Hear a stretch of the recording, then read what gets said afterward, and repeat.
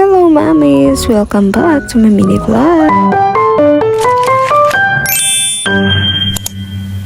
At sa mga oras na nga na yan mga mare, on the way na nga kami at papunta kami ng Pilot Elementary School na kung saan dyan nga nag-aaral ang aking pangatlong anak.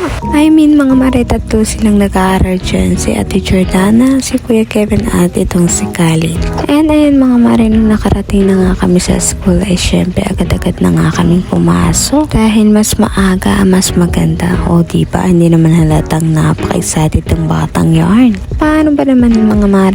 Gusto na lang laging may recess. Nako, pagdating kay Kalin, nako, foodies life talaga mga mare.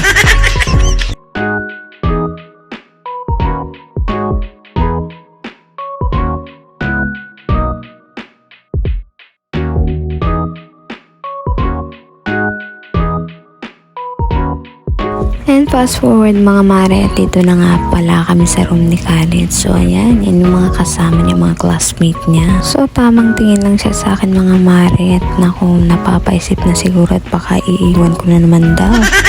Pero ang totoo mga mare, napaka-behave nga ng Khalid na yan. Tingnan niyo naman ang ating biya dyan, tamang laro lang. O diba, tingnan nyo naman ang Khalid siya. Napakasipag naman mag-aaral. At kita nyo naman ang Khalid dyan, tamang tingin lang sa mga classmate kung tapos na rin ba. At nung natapos na nga yung activity na pinapagawa ni teacher sa kanila, ayan, agad na nga niya itong pinacheck kay teacher. Alam niyo ba mga mare, yung si Khalid pag nasa loob talaga ng classroom nila, napaka-behave nga. O Khalid, sana sa bahay ganun ka rin. And fast forward nga mga mare, 3 o'clock na nga sa hapon yan at nag-time na nga sila.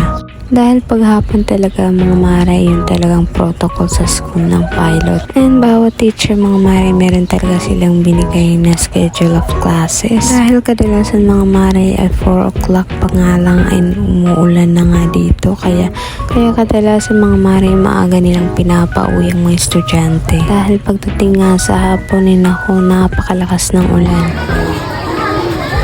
So, ayan na muna guys. Thank you for watching. Bye-bye!